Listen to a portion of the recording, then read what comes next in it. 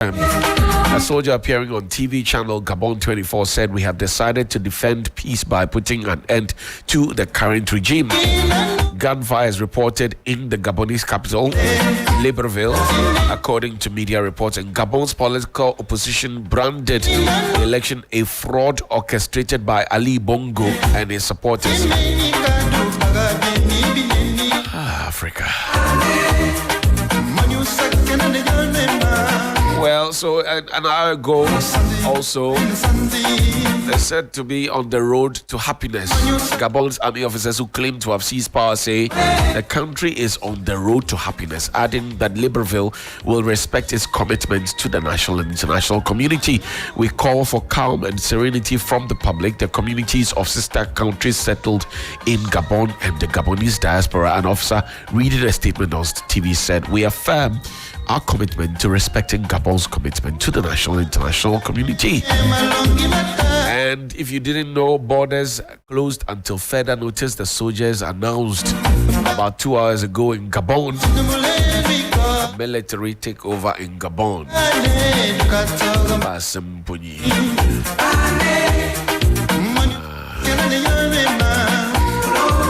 What do you say? Yesterday, Just yesterday, William says, "Oh, we haven't really spoken too much about what is going on in Niger." And I said, "Actually, William, let me tell you, something is brewing in Gabon." And I promised that we would talk about it at some point. I didn't know that I would wake up first thing to breaking news from the BBC indicating that the military had decided to take over. Why I brought up Gabon yesterday, this is even before the coup was announced. They had gone to the polls on Saturday, and for me, it seemed quite quiet. I hadn't seen too much. Typically, Twitter is a buzz, when elections are going on. And I thought something is brewing, because if you followed the trail of the Gabonese people, their reportage wasn't very favorable as far as the president was concerned. To put into context, President Ali Bongo has served 2 consecutive 7-year terms. It's important to note, 14 years, that there is no term limits in Gabon. Why is that? Because in April, he amended the constitution to reflect that. That means that for as long as Mr. Bongo wins the elections, he's president, because there's no term limit in Gabon. He's not well, is he? He's not well. He's not well. So you get opposition coming together to form a coalition to go against him. Kolebu and Asylum. Well, he's not well.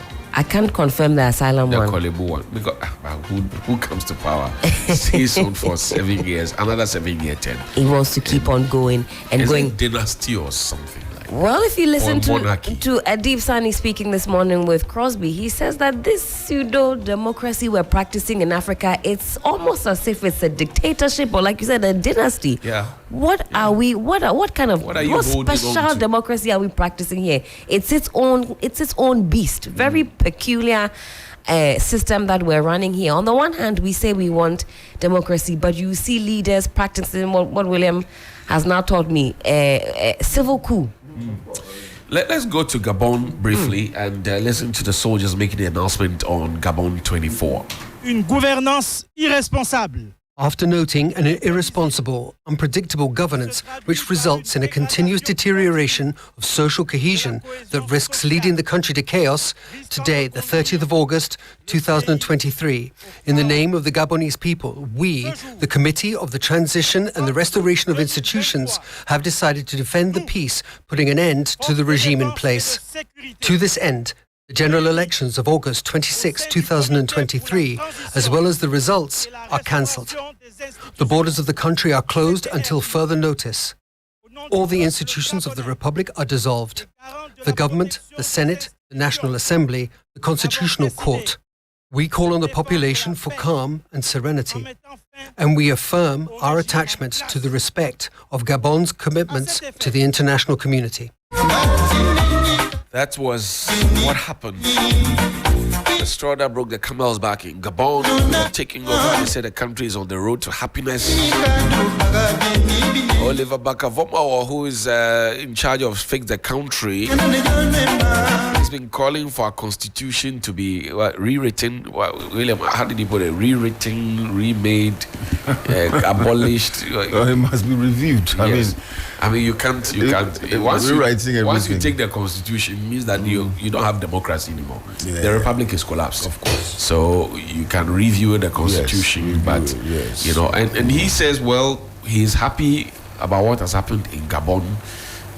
Is a reflection of things to happen in Togo, and then 3 ellipses. You see, that's what I was saying. That when the ECOWAS leaders were talking about Niger, why didn't they see all this and bring them onto the table for discussion? Because that presented an opportunity for all of us, including the ECOWAS leaders, and of course led by the ECOWAS leaders, to begin to look at all the governance systems across the West African bloc. Right. Because if we don't do that, we'll keep destabilizing the system. Because Alassane Ouattara did it. We didn't talk. Fonia Simbe is still there. Yeah, we have not His spoken. father, since I was born. Yes. Togo is for the Nyasingbis. Yadima, then his father. They chased Olympio out. This Gabon issue that we are talking about, Omar Bongo, since 1967 to 2009. I mean, why? It is not a dynasty. It is not a royal family business. Africa. You understand what I'm saying? So if the Western democracy is not working for us, nobody is forcing us. Because see, if we accept it, one way of solving social problems is to accept it. That's right. And then you design ways to live with it. If the Western democracy is not helping us, and we think that chieftaincy or royalty is what we like, then we begin to make chiefs the leaders, and then they are on for a long time. When they go, their children succeed, and so on and so forth. Then we move. You understand? So that nobody will go and stand in the sun and vote for you for 8 years maximum. Yeah. Then you decide that you don't want to go again. You don't want to go again. You want to be there. No, that forever and ever. It won't work. So I'm saying when that we have all agreed that come do your term. Maximum 8 years, maximum 14 years, and maximum go away. 10 years and go. Then as soon as you sit on the seat and you see how warm it is, then you are dreaming dreams and thinking things. No, it won't happen. So this is it. And I'm saying, when I make these statements, my point always want to go to the poverty on the ground, the cold poverty. And I'm always using Ghana. Ghana is one of the best in West Africa when you talk about development, but we are even still not there yet. And these military people are not trained to come and put any democracy or governance. No. They do. When they come, look at what we went through for almost 20 years or 19 years. I mean, since 1967 even. So we are saying that if the African leaders, for that matter, the West African leaders want to change the status quo, they should begin to talk to those coup makers in suits. Because it is them who trigger all these things. Look at the African map.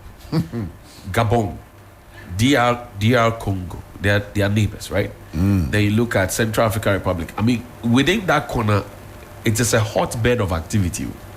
Within just that corner, right? Sudan, all of them. You climb up now to what do you call it? The Niger area, Mali, Burkina Faso. It's like the thing is running through a certain line. And look, it's running through a line. If you have anything to offer the Gabonese people, I'm talking about Ali Bongo.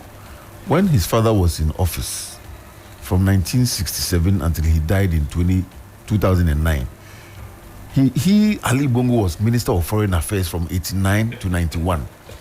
He represented Bongoville. There's even Bongoville as a deputy in the National Assembly from 1991 to 1999. Was Minister of Defense from 1999 to 2009. So your father is president and you are the defense minister, you are foreign affairs minister. You are the only person who can serve the people of Gabon. I mean, it doesn't work like that.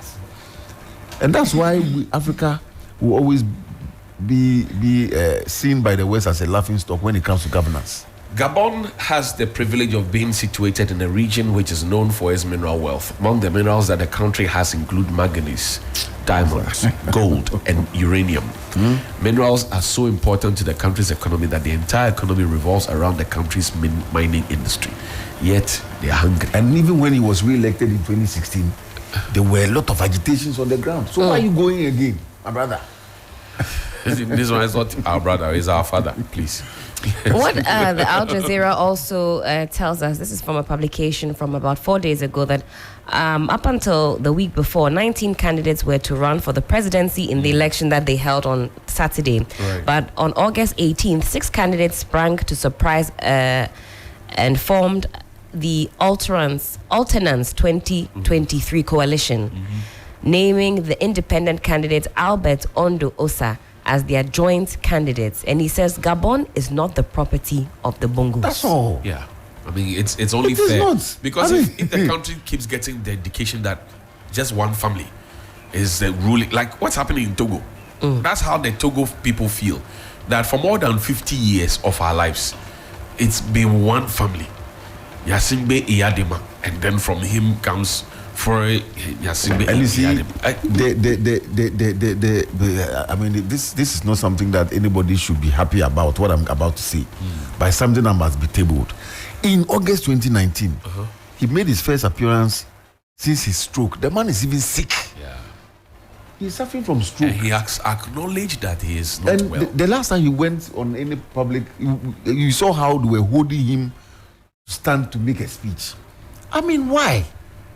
Doesn't they? No, Don't they I have mean, families? why? Don't they have families that can call them and say, No, but quite frankly, come home. why? Come home. You are sick. The man is sick. He has stroke. And you have served your 2 terms. Go and rest. And you say you want to destabilize the whole country because only you want to be president. This is not fair.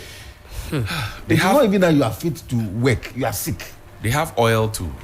Fifth Master, largest which African country doesn't have it? oil producing country Master. in Africa? Even Niger, they have onions. So No, but it's a very important big yeah, double. it is. Why are you laughing? It is. Every African country has what it takes And to they have a develop. lot of cotoge The only resource we don't have is human resource in terms of leadership. I mean, we wake up this morning and Bongo is still destabilizing Gabon. Well, Gabon is described as an oil-based economy, but in 2022, Transparency International ranked Gabon 124th out of 180 countries as far as corruption is concerned. Well, Emmanuel Cotton is joining us now on phone. He is a security analyst. Good morning. Thank you for your time. Johnny, good morning. Yes. And very good morning to your cherished listeners. Did you expect what has happened in Gabon to have happened? Johnny, to be honest with you, events cast its own shadows. And if you observe development in Gabon, after the president suffered a stroke in 2018 and refused to kind of honorably leave the throne and wanted to be president despite the health challenges he had, the thing that happened today was to be expected. You realize in 2019, there was an attempted coup in Gabon. And I'm sure you are, as you are aware, most of the Mutiny soldiers are behind bars as we speak. Yes. So when the elections, I think some few weeks to elections, when the Electoral Commission decided to do certain arrangements, and the protests of the opposition fell on deaf ears. Some of us knew what was expected. It means that there was a grand scheme to keep the president in power, despite his health challenges. Right. And if you look at the Bongo family, I think this is about the 6th year they have been in power. And Gabon has been one of the French development partners because of what they get from Gabon. It's one of the rich oil producing countries within the Africa enclave. And if you look at data, French more or less take much of the Gabonese oil. And it's even the French companies that are exploring in Gabon. So far as the president served the interests of the Western-friendly countries, they didn't care about what happened to the citizens. And Gabon is not alone. You know, in West Africa, Right. the wave of military coup d'etats in the Francophone countries. And this all coup d'etats were tied to one single thing. And the single thing is a colonial pact that France signed with these Francophone countries. So now, the civil population of these countries are more educated. Then comes the social media and technology boom. So it won't take a rocket scientist to know that what is happening in the Francophone country, time like this will come where there will be this sort of reawakening. And unfortunately, it's coming at a time the world is at a crossroad. Economically, many economies are not doing well, and it's destabilizing the world, especially if you look at Africa. The Sahel is not stable. If you look at SADA, the same way, the African Horn, Ethiopia, we are having challenges. So it's a wake-up call, Johnny. And I think that African leaders must realize that the panacea to stopping military coups is stopping constitutional coup d'etats. See, and if care is not taken, the regional bodies who were that were formed to seek the interests of the common citizen within these regional blocks will become a shadow of itself. And we have a critical example in West Africa where we see ECOWAS now to be a shadow of itself. Now, this is closer to the Republic of Ghana. In fact, this morning, Mr. Bakavomao had mentioned that he's happy with what has happened in Gabon. The next step will be Togo, and then should Ghanaians be worried that all around us in Burkina Faso, in Mali, in Guinea, in Sudan, in Niger, now Gabon, should we be worried? Johnny, as a peace builder, I would not entertain any form of military takeovers. But who can blame these military young officers who are taking who are bold enough now to take the bull by the horn to respond to the sentiments of the masses? You see, there's something striking and peculiar that is my imagination. If you look at these coupies, they are all young soldiers. So that should tell you that there's a reawakening in the youth of Africa. I wouldn't be able to predict if Togo will be next, Guinea, and Ghana.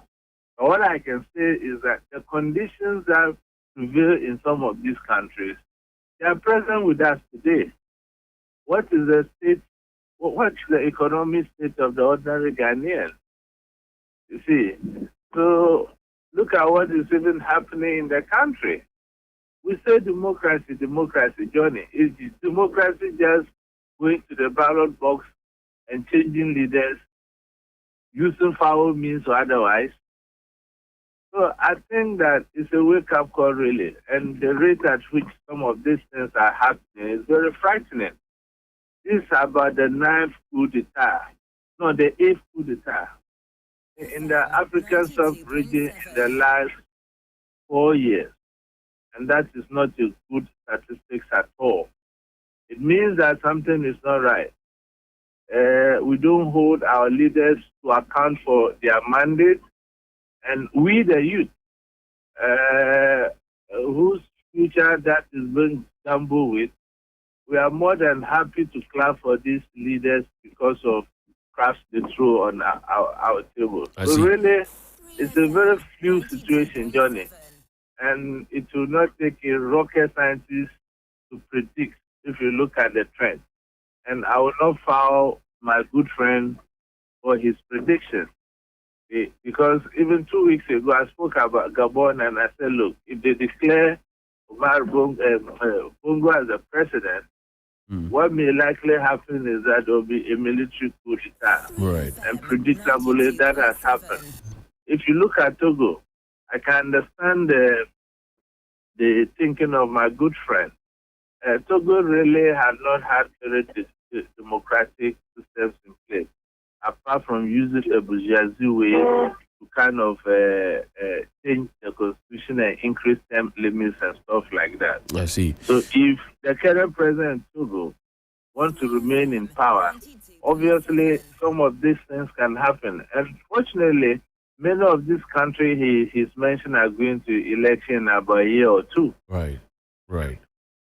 Now, you tell me the underlying factors that has necessitated these coups. It does appear that the regional blocs are not paying attention to the foundational issues. They are dealing with the residual issues. Is that a way to go? Look, Johnny, let's be charitable. The regional blocs are fan clubs. It's like you scratch my back. Say again. What did you say? What did you say? Yeah, the regional bodies, they are like a fan club. They are there to serve their own peripheral interests and not the citizens. Let's take ECOWAS. Look at what happened in Nigeria, Johnny. These elections have been even contested in court. What was the thinking of ECOWAS to make Tinubu the chairman of ECOWAS? So these regional bodies are gradually losing its shine. And you see, when the citizens begin to lose trust in the system is as good as dead. And that's how I see ECOWAS now. ECOWAS is a shadow of itself. And the youth now, I'm very happy, are becoming so aware of what is happening around. And they feel that most of these African leaders are puppets of the West. Let's just look at these statistics briefly, right, Johnny? Look at Cote d'Ivoire. When Gbagbo allegedly lost power and didn't want to go, right? The French came with a full force and took him out, right? Alassane Ouattara, when he came, he's not serving his third term. So how can we choose and pick? Togo has a similar situation. Look at what happened in Sierra Leone.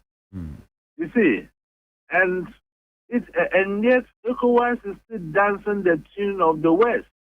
They are not trying to look for the solution inward. If I was ECOWAS, I would have sought some sort of consensus building among the citizenry and make a U-turn.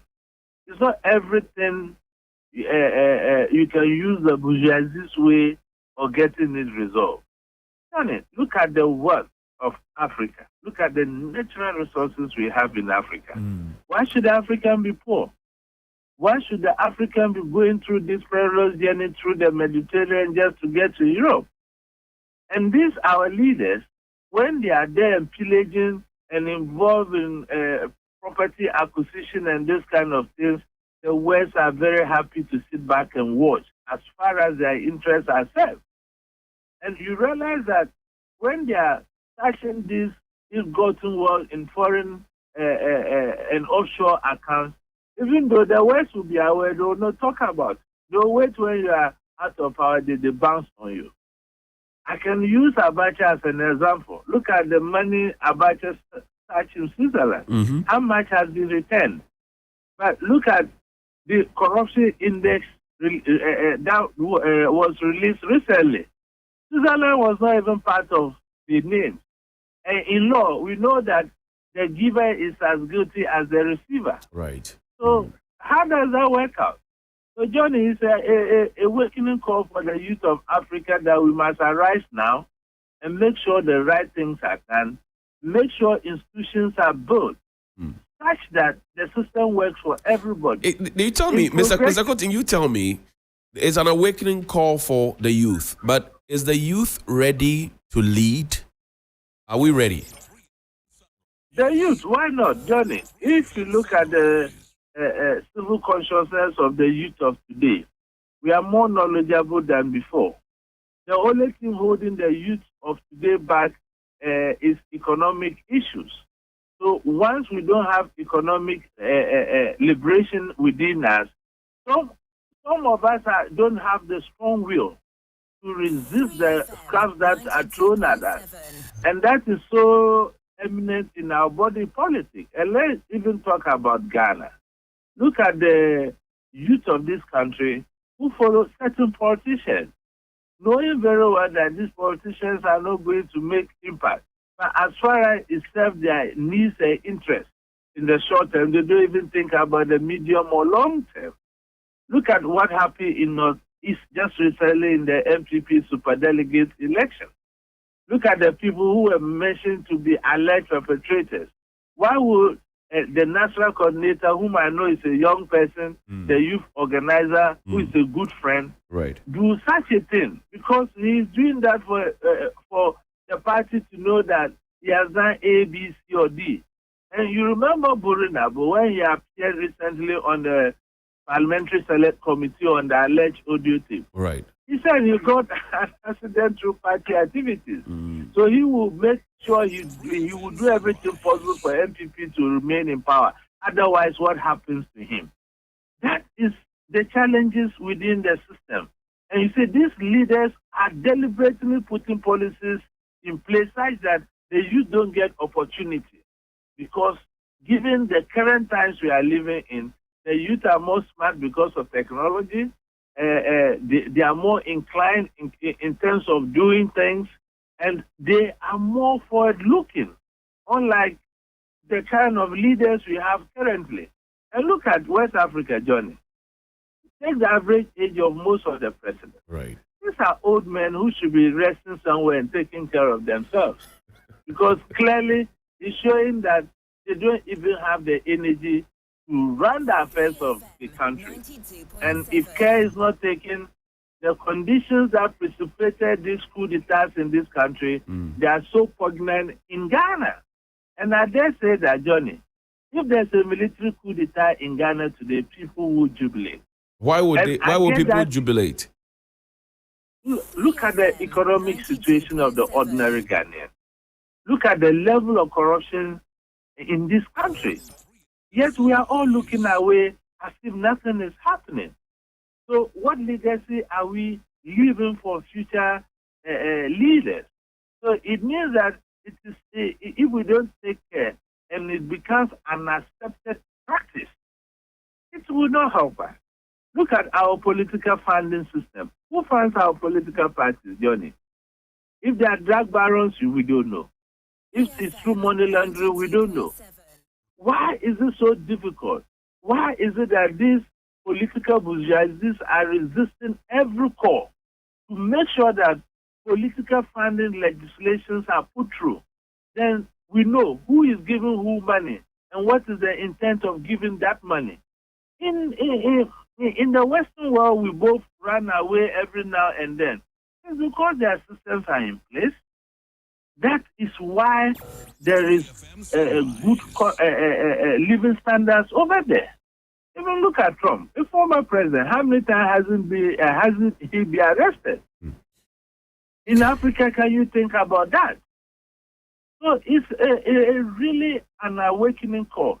And these kind of things put Africa in a very high alert in terms of insecurity. But Kutin, haven't we tried the military over time? Ghana has its own history of military interruptions in various republics, First Republic, Second, Third, until this Fourth Republic. If you travel around Africa, Nigeria is no different. If you go to many other African countries, we've tried the soldiers. Did they actually bring us the redemption that they promised? Because, as William will say, if you go around now, the children of these coupists and coup-mongers are the ones who are enjoying, literally. They took what they said were coming to protect and they left it for their children. Johnny, like I mentioned, as a peace builder, there is no way I will like any form of military coups, given the history, just like you enumerated. But if the condition presents itself, who can fault the soldiers? Who can fault the soldiers? We have come back from history, so we should be learning from history. At least look at what Rawlings did. I think we need Rawlings in most of these Rawlings kind in most of these African countries. Rawlings was able to hold the back from military coups in Ghana. He transitioned this country into a democracy we are enjoying. As our democracy really evolved since 1992. After 31 years of constitutional the democracy in the fourth constitution, how can we say we are still experimenting? We must get the institutions. We must get the ingredients that make a democracy to work. Look at the situation in most of the African countries. Our educational systems are not good. Youth, there's a youth batch. They've come out of school, no jobs. But here, these leaders have money, building mansions, buying cars for girlfriends, and living very opulent lives. I remember a politician in this country in opposition called for some living audit. Today, can we talk about life audit? So, in Africa, what we see is that when you are in opposition, you have all the best ideas to solve the nation's problem. When we are given the power, it is something else. So, to me, history must guide us. And I'm happy that these are well documented coup d'etat. So look at our educational systems and stuff. Are we being taught in schools about the true history of our countries? Even within the political elite, they seem not to even agree who is the founder, and there's a debate over founder and founder. So this is how critical the situation is. See, and if we don't take care, we can go back to the era of military rule again. How careful can we be? We seem to have a very busy armed forces across the continent and a group of idle civilians pretending that everything is okay.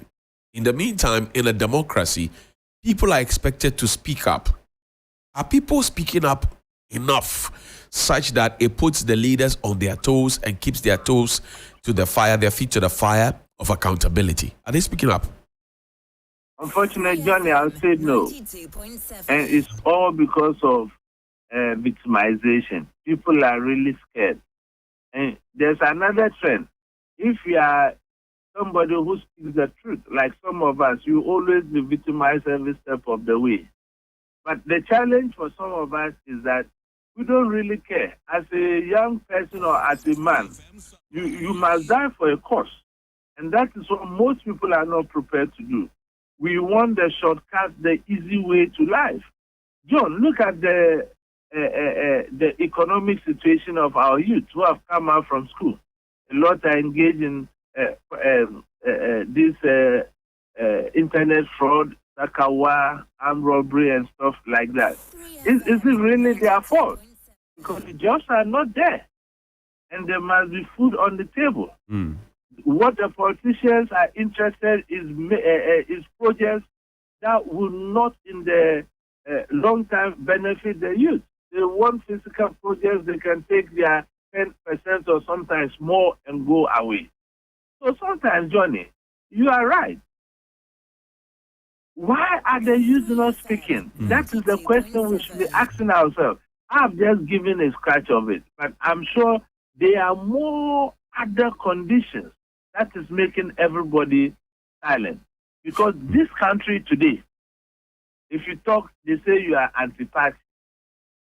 So now you cannot even defend what is right. You'll be tagged that you are anti-party A or anti-party B. Must we always defend the indefensible? How do we build a country like this? Look at Rwanda, Johnny. When did Rwanda come out of genocide? Look at what Kagame have done in Rwanda. You can compare Rwanda favorably with any of the European countries. And guess what? He has done it without a single aid or loan from the Western countries. I mean, what can we learn from the Rwanda experience? Emmanuel, you wanted to go to Parliament on the ticket of the NPP, and you were literally pushed out. So if people like you, who know your stuff, who can speak up, who understand issues, are pushed out, how else will that fresh graduate see himself to even think of speaking up, to get involved in the process at all? That is the challenge, and that is why the youth of today has taken his or her own destiny into their hands and doing all manners of things. And guess what, Johnny? The issue is that we won't get credible people who will lead us. We end up getting square pegs and round holes. And most of the African problem is leadership. Most of our problem, even in Ghana today, is leadership. But who are you to talk about it? When you talk, they'll say you are anti this or anti that. Look at the U.S. military agreement that Ghana signed with the United States of America. I'm a globalist. I'm never against countries, cooperating with one another. Right. But what I'm against is when the recipient country laws are being flouted. And then that was the reason why I was disqualified. So people seeing the fate I've gone through, how many of them will be prepared to speak out? And when you silence civil voices, that is the doom of every country. Unfortunately, that is why it's happening in many African countries. And that was why I said I didn't fault my friend's prediction that there could be coup d'etats in Togo, Benin, and then Ghana, because the conditions are not just right. And some of us, nationalists as we are, democratic as we are, we always speak the truth at the peril of our lives, because really this world is not about the amount of work you acquire. At the end of the day, Johnny, you go with nothing. Empty we came, empty we go. Cotton, I thank you very much indeed for your time. We're grateful.